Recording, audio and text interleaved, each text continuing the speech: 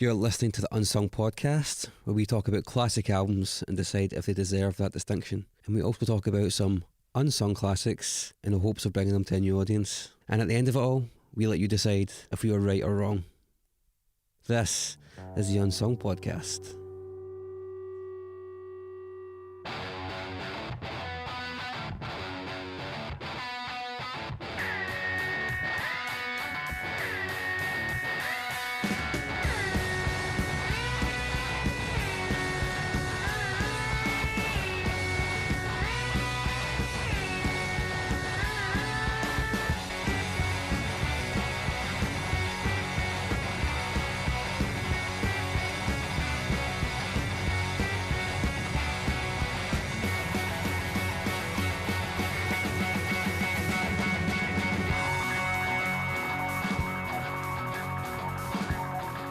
You're listening to episode 30 of the Unsung Podcast. On last week's episode, we discussed Animal Rights by Moby, and the public decided that it would not make it into our discography. So, Moby, we are sorry that none of your records are ever going to make it into our discography. Thank you very much to everybody who listened and everybody who voted. We have had a staggering amount of donations recently, so thank you very much to everybody that gave us some money. We really appreciate that. During the week, on Facebook, we said that if anybody was daft enough to donate £100, we would let you pick the album, and we would also come to your living room and do the podcast for you. That offer still totally stands, although we completely expect that nobody will actually do that. But if you do, then we will, of course, comply. That is, of course, a location-dependent thing. We're not going to travel outside the UK, I would assume. But hey, you never know what might happen. On this week's episode, we are talking about the Magnolia Electric Company by Songs Ohia. This is quite a long one. We go quite in depth on Jason Molina's extensive discography. Yeah, so strap in for a bumper episode. Enjoy.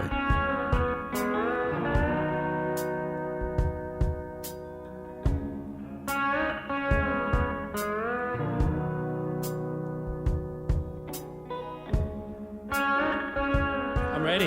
Yeah. Woo! Still not got my voice back. Oh, did you go see the Killers last night? Hi, you're listening to Unsung Podcast. I'm your host, Mark Fraser, and I'm joined by two men who do not have personal stylists. Oh, sitting to my left is Mark Fraser, and Mark Fraser has, as of this week, got a personal stylist Proper bougie. based on an advert online targeted at him by fucking robots. The algorithm. Yeah, The so algorithm. He literally has someone else buying his shit, cutting his hair by internet, it seems, and Fucking great things that on a haircut. feeding him new patterns. I don't know if that's going to happen. Sitting to my right is Dave Weaver, who's fairly unremarkable by comparison. Sitting to my left is Chris Cusack, whose personal stylist is just any photo of Steve Albini in 1989. Speaking of Steve Albini, Yeah, what record are we doing? We are doing the eponymous debut by Magnolia Electric Company, according to Jason Molina, the late Jason Molina, or we're doing Magnolia Electric Company, the final album by the act Songs Ohia, according to Jason Molina's record label, Secretly Canadian.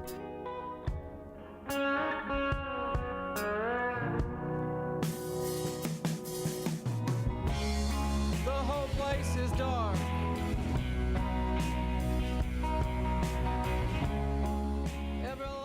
So this album, there's a bit of dispute as to what it's actually been released under. The album's called Magnolia Electric Company. There's no dispute over that. The record label says it was a Songs Ohia record, the 7th Songs Ohia record, and the artist, Jason Molina, who was Songs Ohia really, says that it's the first Magnolia Electric Company album. Pitchfork disagree and say that Magnolia Electric Company officially came into being later that year. But you know, who are they to correct the guy that wrote and recorded I think music? as much as the label knew this was a Songs Ohia record, Jason Molina just didn't tell them. But Well, maybe there's no in his Songs heart, he knew that this was something new. Songs Ohia is not actually written on the record on the record sleeve. But it was on a sticker on the outside of the cellophane. Yeah, and also I think this was a Magnolia Electric Company record, but the record label were like, that's an untested name, we don't want to lose sales, we're going to blag it that it's a Songs Ohia record because that's already got a following. And I believe in lizard people, and I believe that jet fuel doesn't melt steel beams, and I believe that Hitler left via and that you believe a gate that at Venus, and the that Earth's Nike hollow and introduced shoddy ingredients Nike into did Converse. introduce shoddy ingredients to Converse when they took over. They absolutely did, and they took it out to sweatshops, and they changed my entire wardrobe overnight. Incredible. I know somebody The that only can help time change that's it ever again. Do you know something? Might So happen. going back to the... What was Mark looking up that got him that? It came up on It was Instagram. like- It just- Like googling. Do you know, I must read his messages and see like what he's missing from his life. Yeah, You know, hopelessly clueless. it's way more intelligent than just what you Google for. It like searches for your emotions when you're messaging your friends, and He's you like, know, what Been a that rough void in couple your of weeks, life man. is. Yeah, it needs It's something like, to fill the hole. this Dear guy- Mum, sorry it's been a while. I look terrible. Yeah, exactly. It's, oh, I keep buying black stuff. Dear Mum, I'm in my 30s, yet all my t-shirts have pop punk bands on them. Why am I single? That may not entirely be true. I don't know. I haven't thought about it. So anyway, now he wears polo shirts with the top button done up. I have lots of polo shirts actually. You've just not seen me wear one before. I always put the top button up. Was that a stylist thing? No, you should not have it buttoned all the way up. it's because he's You've a got football it, but I hooligan. No, you shouldn't. No, I'm fucking bucking the trend. It's because he's a football hooligan. I was going to say, yeah, it's a Yeah. total Green Street He's move, isn't it? Going out smashing faces later. Right, mate. Yeah, football's fucking coming out, mate. Yeah, fucking right. I spent Millwall. Derby County. today at work. I spent the whole fucking day cutting out faces of England players so we can make masks. Oh, that's exciting. Tiny faces for tiny, Yeah. Are they real masks. faces? like out in newspapers. Real faces like See, the Joker. Yeah. You have a huge bit of elastic and then a face that's about an inch in diameter, and you just put it on as a mask over your nose Over your nose, yeah. and giggle, pretend it's covering your whole face. That's kind of weird. So this is good though, because we were kind of like, how do we make an episode about a guy that died at 39 from multiple organ failure brought on by acute chronic alcoholism entertaining? And the answer is you just make fun of Mark Yeah. before you start talking about the real stuff. Pretty much. I mean, it's a How- tragic story, but also it seems weird that there's not been an indie biopic made of this yet, because it feels like it is one. Just reading his biography and the narrative of his just his Molina life. Riding with the Ghost, the biography of him. Yeah, Yeah. I really didn't know much about him at all coming into this. I heard his name, but just somehow missed the whole boat with his music. Mm. It kinda I feels spent the like- last couple of weeks getting to know it. It's been hard doing anything. Winter stuck around so long.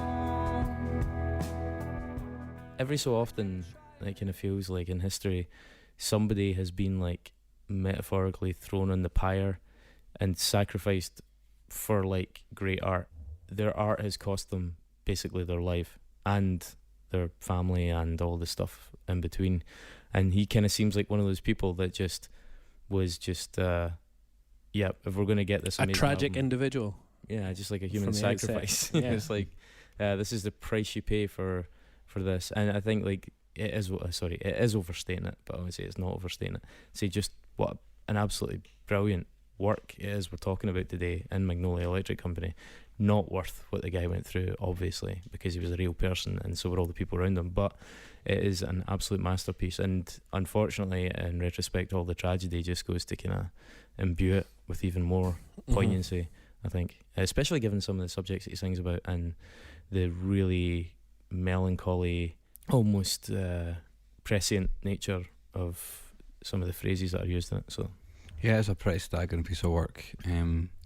I like quite a lot. I like quite a lot of alt country stuff. Nothing is quite like this that I've heard, and I mean that in a good way. yeah, this has that weird advantage of straddling that some of the best alt country bands do. I mean, there's a lot of alt country bands out there that never creep towards indie the way this did, and he kind of bridged that gap pretty well, which, I mean, I'm not a huge fan of that genre, I'll be honest, and this is the most that I would really get into, albeit I'm into this album in a big way. But I think the connection with people like Steve Albini, the way that he produced the record, the connection with people like Scout Niblet, and then all the various bands that were in his orbit as well, there's enough of a tie to stuff that's a bit, for want of a better phrase, less corny than some of the alt country stuff that kicks about. I mean, there are a lot of bands associated with Jason Molina, songs Ohia, Magnolia Electric Company. Just to kind of name a few, there was a band called Uncle Tupelo. There was kind of a movement in the northeast of America in the late 80s and 90s, and Uncle Tupelo sort of became Wilco and Son Volt. You were so right when you said I've been drinking. What was I thinking when you said good night? There's also the Jayhawks from Minnesota. Quite like some of the Jayhawk stuff, but they went on to become Golden Smog. You will be mine where the fields are smiling. No more people sing la la la. In one morning you will be mine. There were bands like The Replacements. There was Big Star was kind of a big inspiration for this. There's Soul Asylum, who he kind of collaborated with a lot of these people in different projects as well. The Posies, even I think Peter Buck recorded some of these people's things. And it also, this was the kind of music that informed people like My Morning Jacket, who they went on to collaborate with, and also people like Counting Crows. You know, they did the pop version of this. You know, as much as I think there was a hint of grunge light in Counting Crows, they also took a lot from But yeah, it. there was a big sort of alt country movement in the mid 2000s as well. You know, that went really mainstream. You know, guys like Fleet Foxes, and then it's forward with Bon Iver and stuff like that. And Ryan Adams, of course. And Bon Iver, especially being on Secretly Canadian and being the band that really made Secretly Canadian like a big hit in indie label. But Secretly Canadian as a label says it wouldn't have happened if it wasn't for Jason Molina releasing on it years and years earlier to get it all the credibility that it got. And then subsequently they ended up releasing quite a lot of big names, but that was largely built on the reputation that they fostered at this time. Yeah, and it really propelled them onwards. See, I ain't getting better, I am only getting behind. Standing on the crossroad trying to make up my mind. Like, Jason Molina was born in 1973 in Ohio. He was raised in a single wide trailer in a trailer park with a brother and sister, a mum and dad, and his mum was for most of her life a chronic alcoholic as well, although I believe that, I don't know if she kept it up, but she went dry sometime around his graduation. But certainly for his childhood, that was his experience. And he was, as a recording artist, incredibly prolific. I mean, 16 albums, was it 8 EPs, singles, compilations, collaborative stuff, like guest appearances here and there. Like a lot of people who are kind of, I guess you could say, quote unquote troubled, particularly in the kind of alt country sphere. You know, he was just as prolific as people like Ryan Adams, you know, who's released so many records as well. And it's, for me, he's kind of on the same level as a songwriter, on this record at least anyway. I would say. I can't say I'm a huge fan of Ryan Adams. I find it a bit too stale, but oh well. I think there you are. I really like Bryan Adams. Bryan Adams. I really like Bryan Adams. I fucking love Bryan Adams. I'm not gonna he's much better than Ryan. Well, funnily enough, I disagree. I'll connect. Bryan Adams. What record was it? The one that Summer of '69 was on. Reckless, yeah. Had that cassette in my parents' car when I was little. One of those ones. Fucking brilliant. Run to You is a good tune. Run to You is an absolute pelter. Wasn't so keen on his collaboration with Mel C. Whoa, now that's a fucking modern classic. Cloud9. No, it's like a staple of your DJ sets, isn't it? Yeah, pretty much. So When You Were Gone? Yeah, When You Were Baby When You're Gone. Yeah, he did have one called. He did have one called Cloud9 though. That's pretty bogging. Bryan Adams has nostalgia for me, but funnily enough, country music has nostalgia for me, and I don't really know why. Because I was brought up in Allness. There's not much country music up there. There's cows. There are cows. I mean, there's a lot of country up there, but there's a lot of cunts. But I think it must have been. I really like the word country, but imagining it spelled CUNTRY, as in like a tree. The gentry, the country. All right. Yeah, I had a lot of nostalgia for country music for some reason, and I think it's maybe I must have watched like Dukes of Hazzard. No, I don't know. Smoking like the Clint Bandit. Eastwood films when I was little or something. Every Which Way But Loose. Every Which Way But Loose. I think I genuinely did watch that when I was little, and there was always Clint Eastwood going into dive bars and there'd be somebody playing with a lap steel or something. Amazing. So for some reason, listening to this, Have you, emotional response for me, for some reason, even though, you know, it doesn't tie back to anything in particular. To Yeah. go back to the Ryan Adams point, I think Heartbreakers is probably the best record ever did. I think his discography is quite patchy. There's good songs and everything, and for me, this is kind of the same. The great album that I think that Heartbreakers Jason Molina did. Ryan Adams' best as well. Yeah, it's actually. definitely like I did once sit through a 3-hour acoustic Ryan Adams show in Edinburgh. Oh my god, that was long and boring, and my arse was it very him? numb. He's got It was a too long much night. music. He's got far too much music, I think. Yeah. I know a lot of people love him, so. Yeah, no, he's got good stuff, but this has got a bit more zing to it. Yeah. A bit more emotional punch, Christopher, you might say. I mean, this is another level. So one of the guys that Jason Molina worked with, a guy called Will Oldham, aka Bonnie Prince Billy, the founder of Palace Records, and took part in Palace Brothers and all those different projects. And Will Oldham released Jason Molina's first single.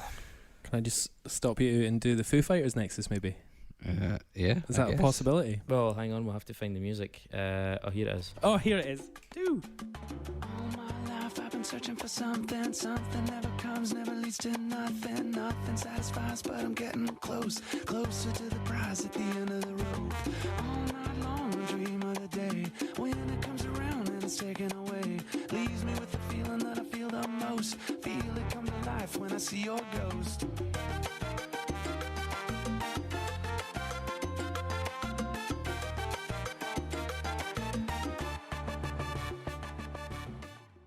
So as you might know, Will Oldham, aka Bonnie Prince Billy, had a little mind King fight there.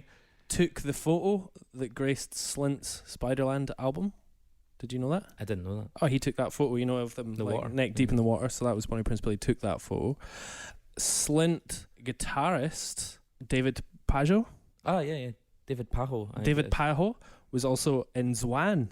Remember Really? Zwan? Was this Zwan? Billy Oh Corgan's shit. shit metal, shit psych alternative Yeah. prog with fuck. Paz Len Chantin. Lanchantin. She was also on that Zwan record. She also played on a Queens of Stone Age record. And Dave Grohl played on Songs for the Deaf So that's a by 4 Queens of stage Stone jump. Age. Mark, Was can that you a see? five? Was that a 5-stage jump maybe? Could have been a 5. It goes, Can you see that and raise it? Yes. Oh, Dave. Steve Uh-oh. Albini. oh, I know, I was going for long, you've gone for short, fine. Steve I Albini would produced this record. Like us to try and find one at some point that involves a dog. Okay. I'm serious. That's There will be one. there will be one, There has to be definitely. one, That's a challenge, though. It'll probably be to do with Megadeth. Is that... Are you being funny? No, because Dave Mustaine got chucked out of Metallica for kicking James Hetfield's dog. Is that true? That's a fact. Well, that's a urban myth, legend, Wow. possible fact. We Brilliant. try and work that in somewhere. So, Probably thought it was like a lizard person. anyway, so sorry. Foo Fighters Nexus over. Complete. Will we play some music to... Yeah. Yeah.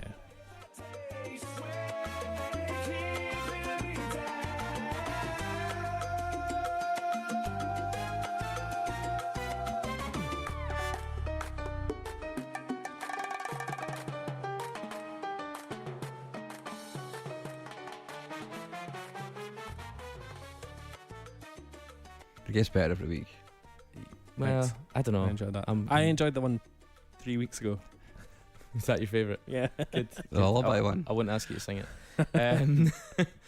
Yeah, so Jason Molina was a big Black Sabbath fan, and like when he started playing music, he was into stuff like, well, he was I think he was in a band called Spine Riders. That was like his first metal band, playing bass.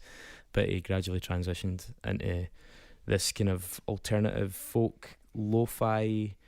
I don't know. I don't want to pigeonhole it too much. It's not He's certainly his solo stuff, Songs of Ohia stuff, is not overly country-ish. It's definitely the alt in the old country. You know, old country's got a lot more to do with alt rock. But it's got a lot of and blues in it. Yeah. It's Yeah, got it's a a lot good way of, to put it, actually. It's like there is very much the alt in alt country. It does have big hints of it. Yeah. And arguably the Magnolia Electric Company stuff has more of the like slide guitar and that kind of thing in it than the other output. His Songs voice as well carries that kind of country vibe really well too. And it's interesting you brought up like the metal thing, because that was the same. I don't want to keep bringing it up, but Ryan Adams is exactly the same. Like he came up listening to metal and punk. He did a punk record like 4 or 5 years ago as well, but he came up listening to that kind of stuff, and then he transitioned into So did Bryan Adams. Yeah. 'Cause he liked guitars. yeah. Yeah. Like Runty it's got a good riff. But Ryan Adams he did a metal record called Orion, and obviously Jason Molina did some Black Sabbath covers. I can't think of a Bryan Adams joke to parallel that. Yeah, because He is better though. He's not. But this record is great. Okay, Tune let's in go next home. week. So Thanks. It's falling apart, guys. yeah. So Jason Molina's got a really tragic story ultimately, but up until the point of this record, what became severe alcoholism wasn't really as manifest in his life. According to his bandmate Jason Groth, like it was around about 2003, which is when this album came out, that it really started to notice it. Well, funnily enough, his brother said that when they were little, he was the one that was anti-alcohol.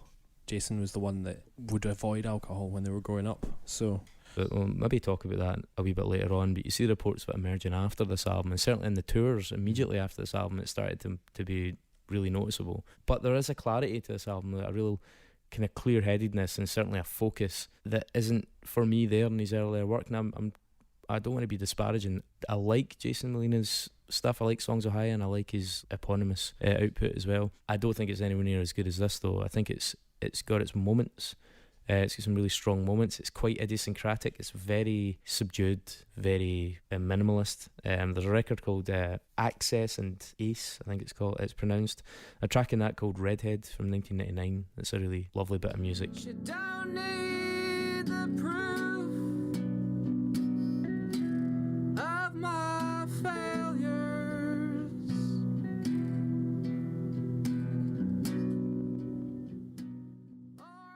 Heckler and Gripper from 97. It's a really thin sounding record. It's very lo-fi production, and I think it loses something because of that. If I decide to smile and fake it, the Lord would never forgive that sin. I am his servant, singing soldier, and I'm trying to serve him rightly. I take the words I find that the songs may be as well written, but they struggle to come across as well as the output from this point onwards, where the production values are slightly higher, where he's playing with a full band. The lineup of the band for Songs of Ohia previously had just been a rotating thing with him at the centre of it, sometimes just him. And he seemed to get more of a sort of regular team together for this point. He had an eponymous record in 97, which fans of him called the Black Album, which is, listening back to it, it's impressive as an arrival point, but I don't think it holds up massively well. to have so much to pretend, ourselves not so against, though overtaken, this will survive. I think it is reminiscent for me as well of like Elliott Smith. I think some Elliott Smith's earlier stuff is very interesting, but doesn't bear massive amounts of listens. Yeah. I think he started to really develop as he went on and ultimately improve. I think it's really interesting when obviously these, like Elliott Smith, he's not actually got to a point when he realised that when he had the band and the production and the budget, that he could actually fulfil what was probably like his actual musical vision, if that makes sense. Elliott Smith definitely got that as his career went on. I would say that stuff that he did when it was full band was arguably better than stuff beforehand. Yeah, it's difficult to know sometimes though how some of that earlier work might have sounded fleshed out with that added maturity, because there's certainly tracks like Redhead by Songs of Ohia I think could have been really beautiful if approached in the same manner as the stuff in Magnolia Electric Company.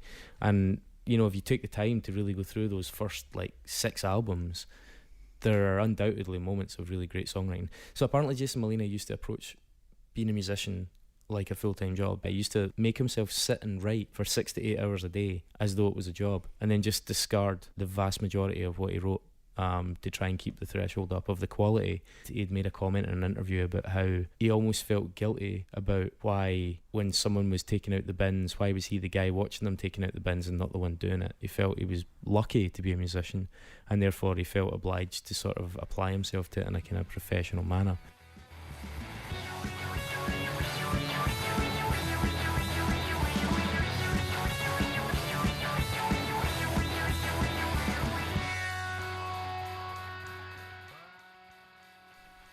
Hi, sorry for interrupting, but as we record, we have just heard that Boris Johnson has resigned from government. He's just followed David Davis as well, all part of the old Brexit excitement. So if you can just donate us a little bit of cash, then you will also be putting some funds towards my Prime Minister leadership bid. I will be running on a vests-only campaign. No socks. Sockless. Repeat. Sleeveless. And fraudless. And that's it, really. That's my three things. Did you say fraudless? Fraudless. I won't be committing fraud. Wow, that's going to really go against the grain of British politics. Well, exactly. I know. Going for a fresh start. So, if you can donate anything, then it would be much appreciated. And we will be bringing black metal to the masses soon through a legal process.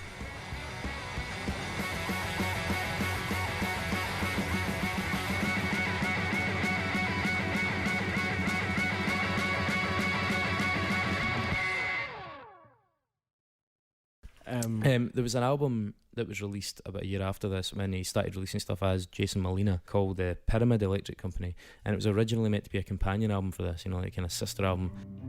That's just the ending. It's being alone in the dark. Tonally, production-wise, just general mental impression that it gives you is so polarly opposite, though, that I think they ultimately decided not to. There was a year between them, and he subsequently released a whole bunch of stuff as Jason Molina. But the Pyramid Electric Company is an interesting album. It's much, much darker than this, or at least the arrangements are much sparser. It's a lot more bleak. Red comets down.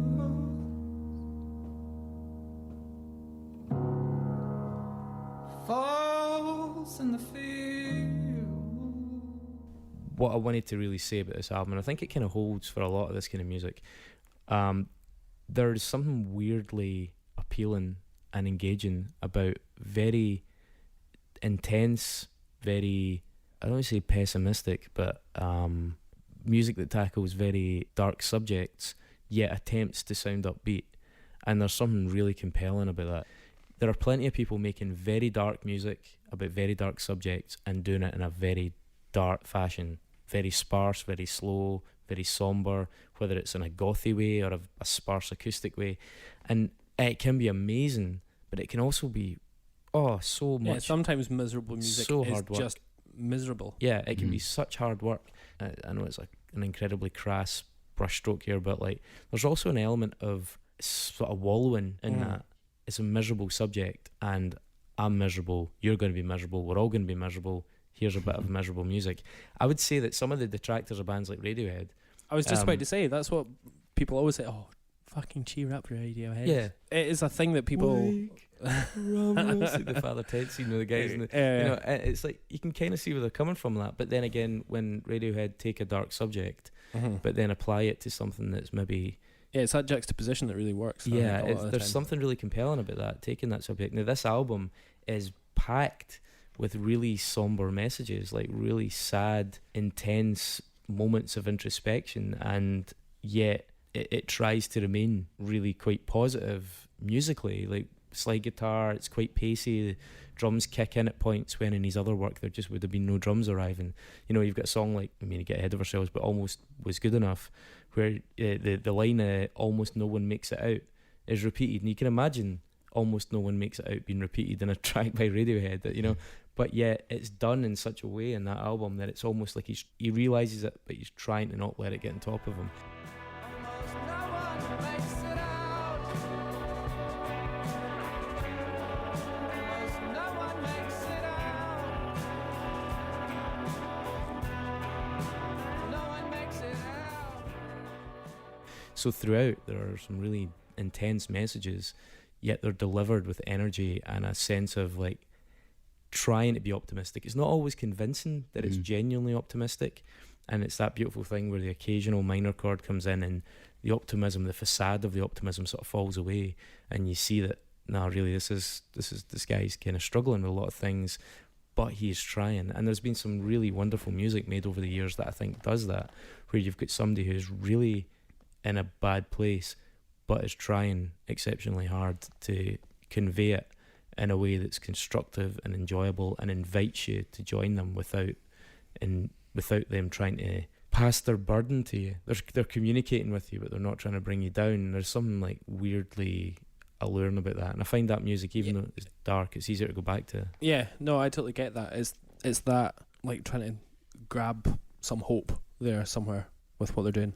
You know, find the optimism in their own darkness. It just creates such a weight in this album because the songs aren't overly brief. They indulge themselves A lot, yeah. Yeah, but you don't feel like you're getting battered around the head. Yeah. It's given it a longevity that I didn't expect it to have. Mm-hmm. And I don't think necessarily that's translated as well into some of his other material, which can be very tough going.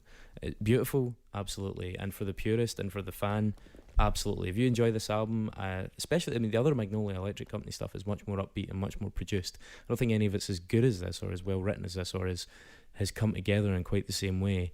But it is certainly not as difficult. But certainly the stuff under Jason Molina and the stuff under Songs of Ohia can be really tough going if you're giving it a protracted listen. But it is worth checking out, absolutely worth checking out, especially if you're also a fan of something like Elliott Smith. Also, Okay. It's a kind of interesting coincidence, and I didn't actually realise it until we started looking into the background of this, because I heard about this album kind of inadvertently via Scout Niblett's connection to it. But this has quite a strong connection with Glasgow. In fact, it turns out the whole scene has a connection with Glasgow that I wasn't entirely aware of, if I'm honest. So he'd recorded a Songs of Ohia album called The Lioness with a guy called Andy Miller at Chem 19, just outside of Glasgow, in Hamilton area. If you can't get here fast enough, you can't get here fast enough, you can't get here fast enough. He's recorded with Alistair Roberts. Yeah, alongside with Alistair Roberts and the guys from Arab Strap, they're on that as well. And Andy Miller's also worked with the likes of Mogwai and Life Without Buildings and Arab Strap as well. These are like Scottish indie royalty to some extent. It's interesting to find an act that I had no real knowledge of has such intrinsic ties to the city, and so did the acts around them as well. A lot of the people that he was playing with at that time were really heavily involved in Glasgow, and it was weirdly like at times like a second home for some of these guys. As it turns out, Scout Niblett recorded at Chem 19 as well, and she appears on this album. So that was really fascinating. Alistair Roberts, Will Oldham, aka Bonnie Prince Billy, and Jason Molina also collaborated on Amalgamated Sons of Rest EP, which was a 2002 record, just the trio. It's the only thing they ever did together. I can imagine, given that in 2003's alcoholism started to become a big problem, that maybe interfered. The sea espied him, his grave is green, but not with grass, and you'll never lie. And Alistair Roberts is still a guy that's very active in Scotland. It's still a name that you see about regularly. And yeah, I don't know, it was like a little like burst of like mild pride when I was doing the research for this. I'm like, you just notice the word Glasgow coming up right, left and centre, and you're like, You forget how important a city is to that era of music, and that's without even touching all Teenage Fan Club and the Vaselines and all the stuff those bands were doing. Who you would never go and see now? I would go and see the Fannies now. I would not go and see the bulk of the rest of them because I mean, because you You're think not once you've made 3 records, you should just quit music. I think once you've made 3 records, Is you that what you should kill think? yourself. Yeah. How many records have you made? 3. So yeah, but this album. This album, it's a pretty good record. So like when Jason Molina completed this, apparently he had a conversation with one of the members of the band on the way home from the studio, and called this the most important thing he'd ever done with his life. I think like early on, all the contributors were aware of just how special what they just achieved was. Farewell Transmission, the track you mentioned, is such a brilliant opening. So the slide guitar intro, the snare comes in, it's smooth, it's kind of effortless, it doesn't crash in, it's no drama, there's no like weirdness in the production. Yeah, it's just a really paced, relaxed arrival. The fossil fire of the sun. Now we will all be sisters of. It really unfolds it. I mean, it's about 8 minute song, isn't it? Yeah. So it takes a while. It doesn't even. I was going to say it takes a while to get there. It doesn't. It gets there really. It kind of gets to the point really quickly, It but then does. it just kind of. It doesn't even labour that point. It just keeps building and adding, and It does not that even, very, not even like making it sound big. It just keeps developing the theme in interesting that ways. Neil Young, Bob Dylan thing of having quite a lot of verses. Mm-hmm. It does that, but it does it really well. Yeah. It doesn't do it in a way where you're like, oh my god, he's going round again. It does it in a way that is like the narrative keeps developing. You know, apparently I was reading a little bit about this, and we'll talk about production, because production on this record is superb. And as much as we've criticised Steve Albini at points, this is Steve Albini at his absolute best.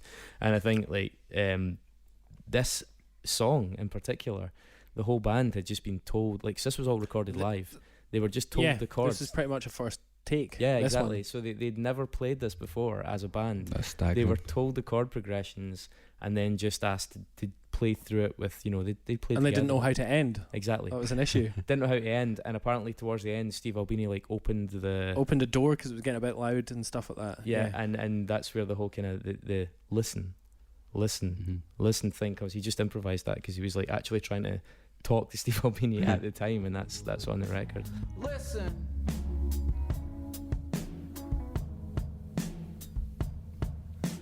Long dark blues. Listen. But that's something that he always liked on his records, was that sort of imperfection as well. And that's what this record kind of gets perfectly, is that like organic sound of a band like really on it, but also at the edges of what they know and what they're capable not of in the doing. comfort zone. Yeah, exactly. And you can hear that. It's fucking brilliant. Yeah, he spoke about, like, in the album previous to this, with leaving in some of the mistakes from the live takes, especially because he wanted the musicians to have left their own distinctive marks. He's like, if someone's style of playing led to like a weird noise or something like that, he wanted all these little characteristics to be in there. He didn't want to delete all the little idiosyncrasies of people's playing styles, whether they were perfect or not. On music like this, then that's like perfect for me. You know, it's like the exact opposite of something like Catch 33 by Meshuggah. Yeah, that's exactly which what I is, thought you you were know, going to say. which is another of my favourite albums, and it's so computerized and Clinical. clinical. Yeah. But that works perfectly for that record. But for this record, you want personality, and you want all these, you know, the tiny essence of Absolutely. what everybody's on I think with that the style record. of music, that's, for me, I think, sorry to say, and no offence, but I think that's where the likes of Ryan Adams often falls down. And I think that goes for a lot of the contemporary alt country stuff. I think some of it's quite stale. Like, they've tried very hard to use analog gear. They've tried very hard to record in a way that makes it sound warm and earthy and use all the plugins they can. But yet there's an authenticity that's missing because it doesn't have that raw, live, nervous. And it's maybe a difference between the type of musicians that are on the records as well as, you know, the production and the leader of the band. You know, a lot of acts will get in studio musicians and session musicians, and they're very different to good musicians who are just there to, you know, to play along. Because if you're a session musician, you are there to play what needs to be played. And whereas, you know, Jason sort of did the opposite and was like, you know, who Make your you are mark. to this, Yeah, make your mark. In fact, like, not even letting them learn their parts, just being like, here's the chord progression, go through it a couple of times, this is the rough tempo, okay, record. I mean, winging it like that, and the track ends up the opening track on your album is Yeah. wow. You know, and this must have been a step up in terms of production cost, because albeit Steve Albini is not a particularly expensive guy to record with in the big scheme of things, it's still electrical audio in Chicago is still a big deal. It's still a proper setup. It's still a proper studio, and there's budget involved in that. So it just Although he didn't particularly pay his musicians that well on this record, apparently, in that he made them all an original painting and gave them pizza, and that was about it. And they were just there as friends. This was like a project for them. So, you know, they didn't have high musician costs from that perspective. So they're credited though on it, aren't they? So they would, I mean, they would have got royalties from it Yeah. and things like that. But, you know, this wasn't a big cash transfer or whatever. You know, Sounds like the kind of bullshit Amanda Palmer would pull. You know, and it's also talking about, like I was saying earlier on, about the tone and the tone versus the levity of it. To start the record with "The Whole Place Is Dark." There's also something that I read that makes a lot of sense about Jason and his use of dynamics, and that's very apparent on this record, is that he was just a fucking master of them. Apparently, he had this technique where he'd turn his guitar up excessively loud, but then play it really quietly, so that there was like a tension to the style, to the sound of the guitar. Like the guitar sounded like, you know, you would have that extra bit of hum, that extra bit of throb, and he would play it delicately, even though the volume was too high. Mm-hmm. And then every so often he would hit with a big dynamic resonant chord or something that just people had become so accustomed to the volume as it was, didn't even realise that headroom was there, and it would have like a really dramatic, powerful effect. And that came from setting that initial volume up really hot and then playing it gently with tension. It's that sort of knowledge of dynamics and theatrics even. Yeah, there is an element of theatrics to that, I agree. And the second track in this, I've been riding with the ghost. Like, he has an obsession, I noticed throughout some of his records, with ghosts and hauntings. There's Ghost Tropic, the record, which has the track Ghost Tropic. There's Not Just a Ghost's Heart. There's the biography was kind of named after this, Riding with the Ghost. Pyramid Electric Company has Spectral Alphabet. It kind of contributes to that sort of slightly doomed air that you get in hindsight going back through his catalogue. There is that weird prescience, that weird kind of like, yeah, I don't know if this guy's going to make it the full term, you know. It seems really quite haunted. Yeah, Riding with the Ghosts it starts very gently, like it's going to be, oh, here he is, this is him getting really downbeat, and then just kicks in. Oh, we could be about to feel sorry for ourselves, but we're not going to. And you've got a full band, and it's quite I don't want to say it's not a stompy tune, but for country, you know, for alt country, it's quite driven. It's quite it's propulsive. I've been riding with the ghost. I've been doing whatever he told me. I've been looking door to door to see if there was someone who'd hold me. And it's got that line in it as well. Like, I've been looking door to door to see if someone will hold me, which I think is a really achingly sad line. Yeah. Again, set to this upbeat, almost cheerful arrangement in the background. And it's also got that refrain, I need to make a change, trying to make a change. Trying to remember how it got so late. Why every night pain comes from a different place. Now something's gotta change.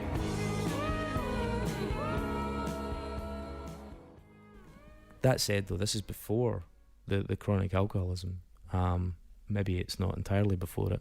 Yeah, maybe people it was. Yeah. Maybe people started to notice, but certainly seems to be before it was playing such a huge destructive role in his personal life. But I think, you know, if it was there before or after, I don't know. I haven't read the biography, so I'm not going to, you know, I'm not a fountain of knowledge on it. But, you know, I have read bits and bobs about him, researching over the last few weeks.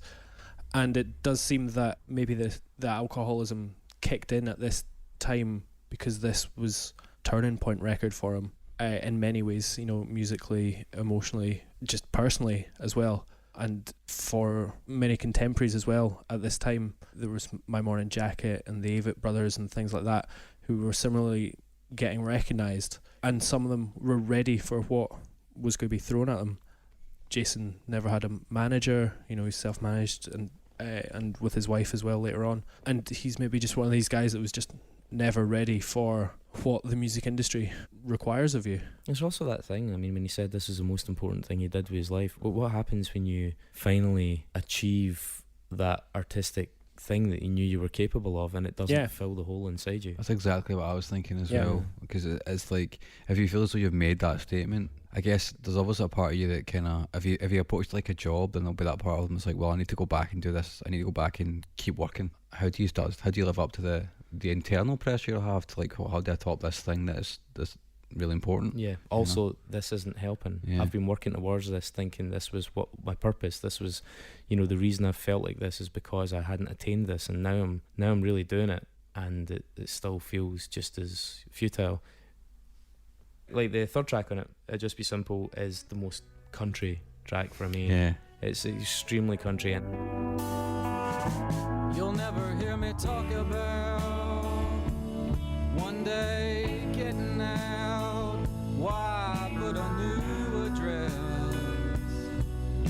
the same old loneliness. When I first heard this, it was via my man Dave Warner, who was really like encouraging me, as he does with so many good albums, including Meshuggah, to get into them properly. The country stuff I found really hard to digest at first. This and the fifth track, Old Black Hen, that we'll get to. Yet, fighting past my kind of gut instinct, I mean, the male-female harmonies in this are quite traditionally country. Yeah, totally. And everything you hated me for, honey, there was so much. And it's got, you know, it's got a lot of slide throughout it and stuff like that. And Oh, sometimes love me some just the slides, yeah. accent as well. It's Yeah. like that Yeah. southern drawl. If heaven's really coming back. Yeah. And it's a beautiful line as well. If heaven's really coming back, I hope it has a heart attack. Mhm. But they sing it in such a hokey way, and it was that stuff that was the last to click with me for this, as regards this band. Almost was good enough. Fourth track, which we mentioned already. I love the way it lands. It just kind of lands with that splash of instruments just Yeah. all coming in.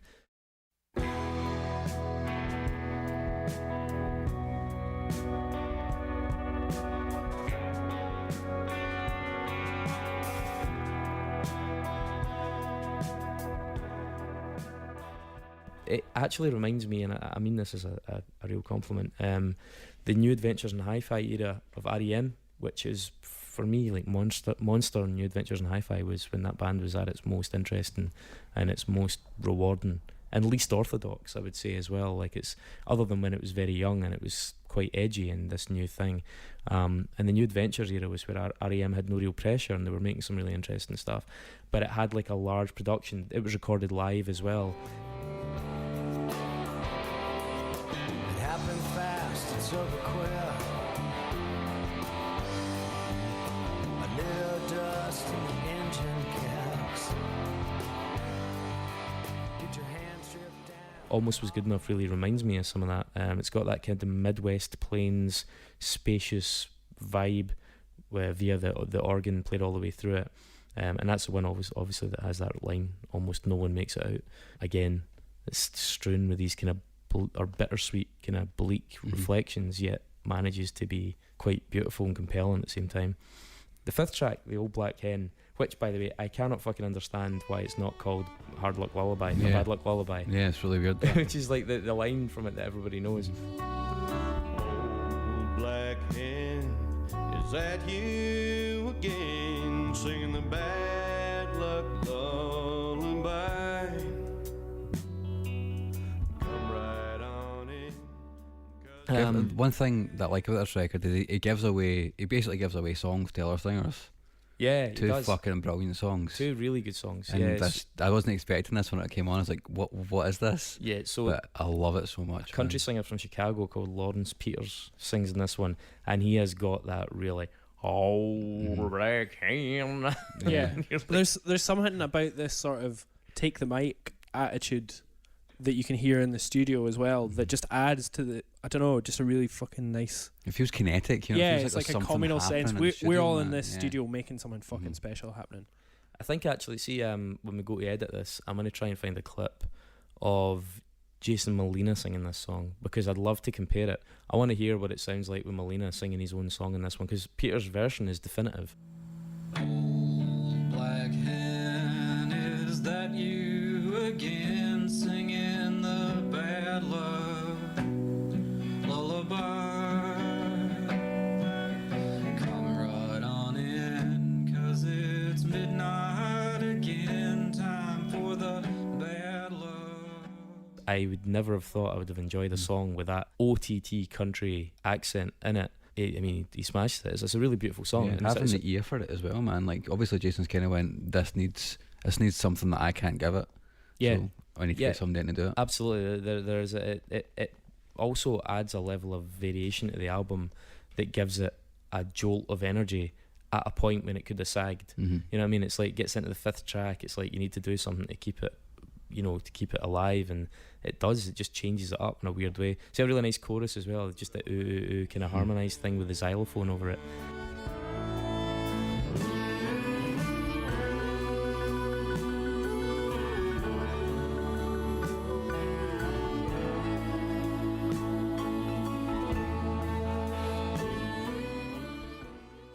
It's a subtle bit of writing, but it's really nice. I think there's some really, really poignant lyrics in this one. There's a chunk of it that I wrote out, which is like, I've missed a couple of bits out, but basically, sing it over the cradle, leave all the truth in so they know what comes next, leave in the true love they never find, show how they're looking for it all of their lives. It's like, basically, tell your children the truth about life, tell them they'll never find the perfect partner, tell them they'll spend their whole life longing for a fulfillment that they can never get, and yet it's sung over this old black hand. Jesus, man, it's almost perverse in a Trojan horse way, that it's like, we're gonna fill your head with the most misanthropic fucking messages, but we're gonna do it in a nice way, spoonful of sugar. When he keeps repeating Bad Luck Lullaby as well, it feels like it's getting heavier every time. Yeah, the phrase, because of what's happening around it. It just feels like, oh my god, what's going on? A bad luck lullaby. Man. This is getting heavy. So track 6 is, as I said, it features Scout Niblet, and it's another one where he's passed the mic. Scout Niblet, or Emma Louise Niblet, she's a singer from Nottingham, who had gotten into it quite by accident, and then it was listening to her stuff and seeing her guesting on this was where I first heard about it. So the track's called Peoria Lunchbox Blues. It is a very bluesy song. It's very subdued. It's probably, I think, the saddest track in the album overall.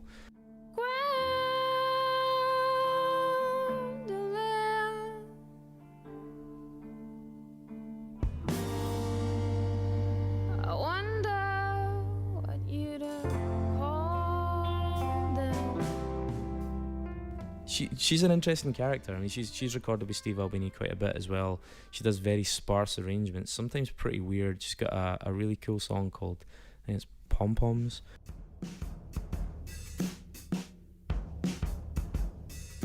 Does anybody know a cute girl with some pom poms? Does anybody know a cute girl with some pom poms? And some really interesting records. I think she's got about 4 or 5 albums. She, like I said, she did stuff with Andy Miller at Chem 19 as well, so she's got the Scottish tie. She's also apparently a professional astrologer, and her albums are like littered with fucking astrology and Neptune and Venus and quite probably Uranus. Again, that like David said, passing the mic feeling gives this song again as like another burst of difference on the record, which it doesn't at this point. You kind of don't need that. It needs. I think the female voice is really good at this point, though. Yeah, it does work, but after the song before it, you're not expecting. You're definitely not expecting it to change again, and it's like, holy shit, this is one thing. It's different though, not just in the gender of the voice or the pitch. The singer before, like Peters, is such a strong, confident country singer, and Scout Niblet's got a very fragile voice.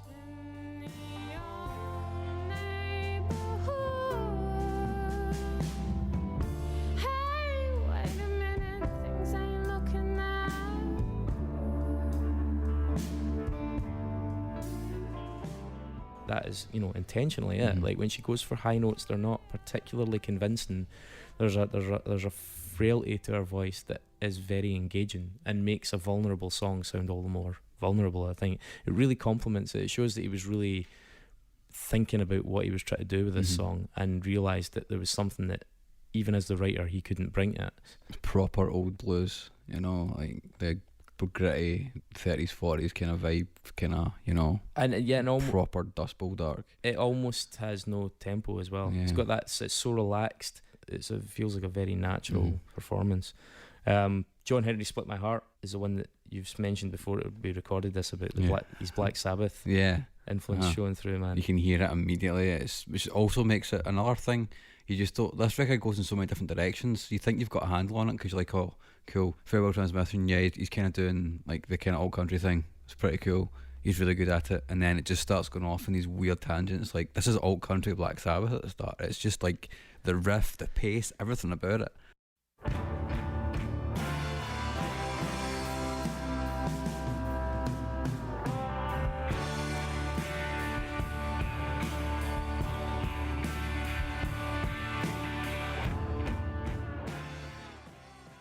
And it just sounds so expansive because it's got like, the horns and everything and all the weird stuff. Yeah, it's quite bombastic, this one. Although it's nice how he sort of very quickly brings it down just to the piano motif with his voice and then expands it again. It's quite a clever bit of arrangement in that. Dynamics again. It's kind of triumphant as well. Totally, yeah. It's a weirdly joyous song. There's something quite eminently positive about it. This is despite the name.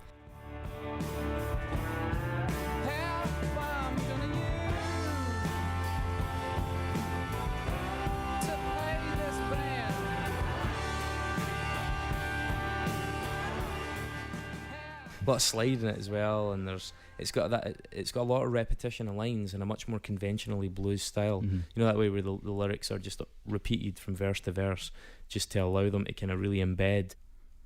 And then what's the final track on the official first release official version of the album is Hold On Magnolia.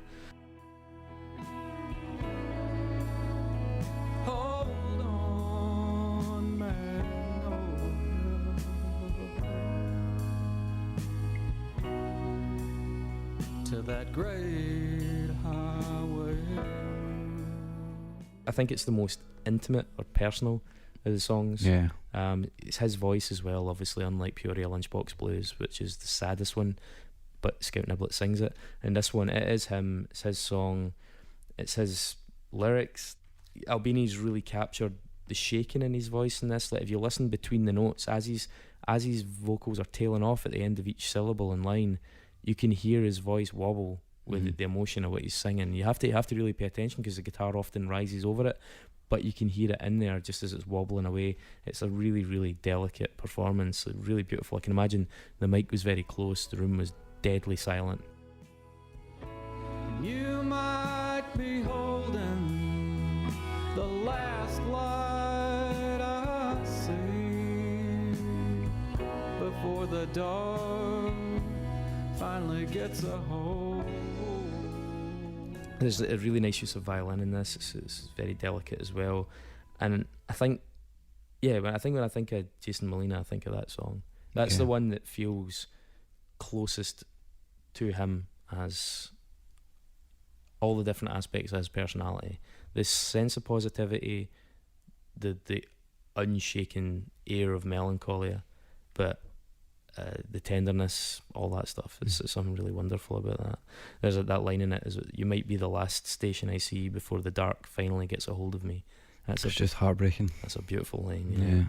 And it's got that thing as well where he repeats the line, hang on Magnolia, and then the last couple of times he goes up with Magnolia, really pushes his voice up the way. It's really pretty, like really pretty.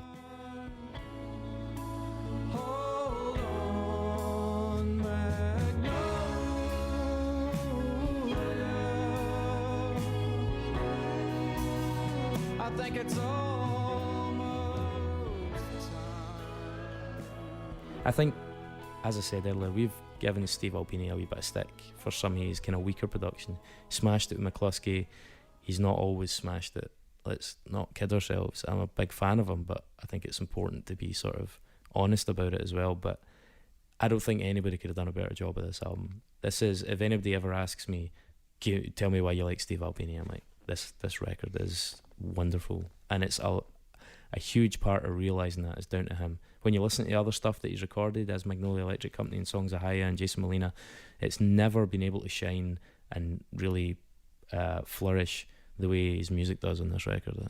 I don't believe so anyway. I didn't. The first few times I heard it, I had no idea it was a Steve Albini record, because it doesn't sound like typically Albini. The drums aren't even the same kind of production that he usually goes for, but I think it's just because of the type of music it is, if that makes sense. Yeah, I mean, I think the airiness of it made me feel like it's Albini. You know, it's got space at the top of it, and that's the thing that Albini does. You hear the decay of instruments because he uses such excellent, you know, like very expensive condenser microphones and classic microphones to capture, you know, cymbals and the top ends of stringed instruments and stuff like that. So, but he also just captures that energy. And that's his main skill. Is like, what is happening in front of me? What is the magic of what is happening in front of me, and how can I make sure that's translated? I think, and sometimes it works, sometimes it doesn't, but it really works in this one. Sorry, I just went off for like 2 minutes there to find the name of a guy that I saw in the street when I was over in Melbourne. No, last year when I was in Melbourne, it was just him and an acoustic guitar and played to, you know, like 30 people in a room. This really reminded me of that. It was like just this beautiful, tragic country music man just all of a sudden I was like, fuck, the last time I felt like this with music like this was, you know, a year and a half ago in this tiny little room when I was in Australia with hardly anybody I knew, and it was fucking great. So go and check Matthew Collin out if you like this stuff. Can we talk a little bit about the 2 bonus tracks? Yeah. 'Cause they should be on the record. I can see why they're not, because Hold On Magnolia is the best way to end it, and I can't really see where they would fit on the album, to be honest. Nah. But they're both really good. They're great bits of music. I'm a big fan of the Big Games Every Night. That's I really like that song. Yeah. It'll get so quiet when this record ends.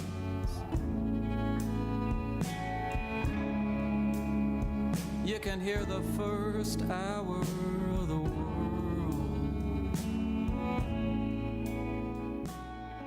Yeah. When that came on, I was like, that's so good, and then I looked, I was like, oh wait, it's a bonus track.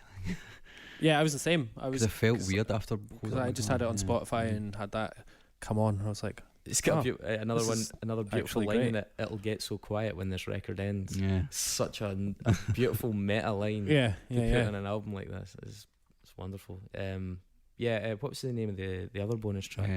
Whip Poor Will. Yeah, sorry. Whip Poor Poor- Will. Yeah. Yeah. Whip Poor Will, yeah. Whip Poor Will. Whip Poor Will. Well, as Whipper Will, isn't it? Wheaton. Weezer. Will Wheaton. Whipper Will. I've got my window open in the Southern Cross Hotel. It's been my longest night, I can tell. Again, it's like back to the kind of country vibe, but you know, pretty good too. Yeah, it's good. It's the weaker of the 2 bonus tracks for me, but it's still in good company. Let's put it that way. But I don't think this record drags in any way, and that's why I think first track is like a microcosm of the whole album. In that, yeah, it's a fairly long record, or the songs are long, but at no point does it outstay its Yeah. welcome at all. He knows what he's doing. He knows exactly where things need to be, which I know that sounds like a really obvious thing to say, but a lot of great bands don't get that right. You know, they could release great records with fucking cracking songs on it. Sometimes they release amazing Toxicity albums. by System of a Down. Just get rid of 4 of those tracks. There's even albums in this that's in this discography that are like that have got full of great songs, but they don't quite work in the same way this does. They don't have the same kind of magic and sequencing and arrangement and dynamics, and you know. It's weird to say for an album that has tracks that are like 8 minutes long, but it's very lean. Yeah. It is weird to say that, but it really is. It doesn't totally overstay its welcome. We should probably give a shout out as well to the guy Will Schaff that did the iconic cover art of the owls and the kind of blue, is it woodcut or something? It's just such a beautiful cover, like really, really distinctive cover. Beautiful painting. But unfortunately, any like discussion of this album is sort of only half the story without considering how Jason Molina's life went after this, because the reading of the album and the reading of the lyrics of the album and the messages that were on it are kind of informed by what happened subsequently. So as we say, like, according to Jason Groth, his bandmate, as his friends and colleagues started to really notice that alcohol was becoming an issue in his life the year of this album, around about the tours that they did. Supposedly they were in Europe at one point, and a promoter had given them like 140 proof drink, you know, as some bars are wont to sell, David, to people like yourself for your DJ nights, albeit in very small quantities. And apparently the driver had spotted him in the rear view mirror, like necking like 3 quarters. Yeah, he finished the bottle by the time they got out of the car, and couldn't walk, had to be carried to the venue. And this started to become not a routine, but certainly started to become too common. They had a couple of nights, I think, in Chicago in 2009, and supposedly the first of these 2 gigs was one of the greatest performances the band had ever put on. Well, this was supporting the Avett Brothers, I think. Is that the one? Yeah. And then the second one was an absolute disaster, down to him being unable to play, being unable to stand up properly, insulting the band members on stage. And I think their drummer Mark Rice quit that same year shortly after, kind of as a result of that. You know, I think like the thing with alcoholism, the kind of way it starts to erode people's judgment, and that you can quite easily convince yourself there's something else going on, Like maybe he means that, maybe that's that, and maybe that's that. So supposedly for the 2009 tour, he arranged for them to get like a tour bus instead of them touring in a van, which was kind of a little bit out with their budget, and it kind of led to a lot of trouble because the proximity of the bus, with them all living in the bus, became really problematic. He was either not sleeping at all or passing out on the bus with bottles of booze in his hands, and the band were trying to have interventions with him to say to him. I think Groth had said to him, and he was married as well. Yeah, and his wife Darcy, who just tried her best as well. Yeah, she was getting more and more concerned with him. They were trying to intervene. Groth had told him, like, you need to take a year off. The alcohol is literally killing you. Well, that was the plan. Supposedly, if they had this big heart-to-heart that night, with Groth saying that to him, and he agreed.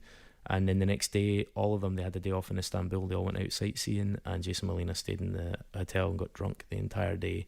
2010, they cancelled like a huge tour, got into like quarrels with people who were asking why it was happening, and then he got into a cycle of like sobering up, falling off the wagon, sobering up, falling off the wagon.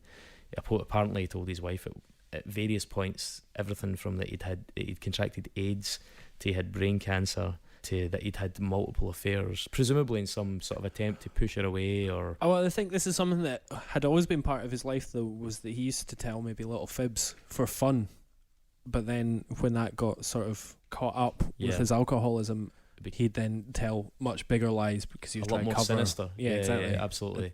In 2011, he went to rehab in a number of countries, and his folks had actually released like a public statement saying that he was away farming goats and chickens, trying to sober up. Well, he did actually spend a bit of time on a farm. Yeah, supposedly so. Yeah, that's right. He went into rehab for 6 weeks as well. At one point, he was discharged the day before his wife's birthday, and between being discharged from the institution and getting home, got absolutely fuck-faced, at which point she told him to move out. 2012, he released a statement that seemed sort of quietly optimistic that he was in some kind of road to recovery, but supposedly in the background, so they'd moved to Europe, they'd moved to London at one point, and obviously the UK healthcare is free. Well, free to some extent. You're covered by the National Health Service for most things, and treatment for things like alcoholism it falls under that. But when they moved back to Chicago, he was uninsured, and they ran out of options to start paying for all these interventions and these admissions to things. I mean, he was vomiting blood at times, getting admitted to A&E for days at a time, and he started running up these massive hospital bills. And the last few years of his life became this just catalogue of hospital bills that were bankrupting him. The family had to appeal to fans and friends to support them in his treatment, so people were literally just sending checks, like holding benefit gigs for him to try and help him sober up. Yeah, and it, as I say, it did seem like in 2012 that there was a light at the end of the tunnel. He'd been writing some more stuff. It seemed like he was going to be back on it, but then he ultimately was found dead in his apartment in Indianapolis in 2013. Supposedly it's kind of like one of those like really sorry images of like an alcoholic's final place. You know, he was estranged from his wife at that point. They tried, even after they'd separated, she tried to help, but it just wasn't happening by that stage. When they found him, he had apparently a pan of spinach and beans on his cooker, a bottle of vodka in his freezer, and cigarette butts all over his carpet. And the only thing that they noticed was that he'd bought a new guitar 3 weeks prior. So he'd written some lyrics down and stuff, so he was obviously still trying to somehow get through it, but it was too little too late. And it's just such a... And the guy was 39 and he died of multiple organ failure, and given that he only started really drinking acutely in 2003 according to his friends and family, that's a lot of drinking. That is a lot of drinking in 10 years. I mean, wow. There are alcoholics that have been drinking as alcoholics for 50 plus years, and yeah, they're a mess. This boy died when he was 39. Looking back at his catalogue with that in mind, it's like it's kind of impossible to appraise it without that in mind. It's a bit like the Elliott Smith thing. It's like once you know where his head was at, once you know what was going on in these people's minds, their output reads differently. Chris Cornell as well. Oh, maybe he wasn't just a big jovial, jubilant rock star that, you know, was a mad shagger. Maybe there was actually something wrong. And you really do start to notice all these things that beforehand you'd sort of conveniently overlooked because it didn't fit your interpretation. Now, that's not Jason Molina was obviously always quite an intense and downbeat guy based on his earlier output, but there is no getting away from the exponentially greater air of tragedy that this put around his records. And I think especially Magnolia Electric Company by Magnolia Electric Company / Songs Ohia. We'll haggle about that online. But just because it seemed like such a breakthrough, and it seemed like it was a high mark. He recognised it as a high mark. Everybody around him, the guys in the band, Steve Albini, they all recognised that this is incredible. This is what this guy's been capable of. And then that was the beginning of a very ugly 10-year decline and death, and it's like, shit. So yeah. But a really fucking good record. A really beautiful record. So thank you for that. A really powerful record. An absolute classic, no doubt. But probably unsung by, the general public. Definitely unsung. Yeah. Apparently in his life, of his entire back catalogue, he's only sold between 200 and 250,000 records. Wow. For a guy with like 16 albums. Well, funnily enough, I messaged your old flatmate, our pal Rory, tonight, saying that I was coming to record a podcast, and he was asking what record, and I said this, and he was like, oh, never heard of it. And he's the sort of guy that, gets into his music and finds things, so he's looking forward to discovering about it. He's probably listening to it right now, but he lives in Leeds, and there's a Songs Ohia or Music Ohia in the Brudnell in September. There's a couple of shows in London and one in Leeds. Yeah. So that's musicians from various Jason Molina projects are coming together and doing a very small UK tour, but they did a couple in the US last year and it went very well apparently. So it's pretty cool. Yeah, fascinating guy. Really, really good album. Yeah. Unfortunately, a bit of a bummer of an ending. Totally. We can talk about the socks again if you guys want. It's probably that's not going to be in. No. That's fine. Just end it how on the that. world goes. Well, if this record doesn't get in, I might actually turn to the same alcoholism that he did. Yeah. Wait, that's not very sensitive, is it? In this day and age. Well, go and vote for this record and save Mark, but also come back next week because we're doing a really good record next week. Mark, what's the record that you chose for next week? We're doing Marnie Stern by Marnie Stern. Yeah. So be it. And ironically, mental. I'm going to go and have a beer now because that was quite a sad undertaking. Okay. Well, gentlemen, it's been a pleasure. Thank you very much. Thanks Night very night. much, guys. Bye.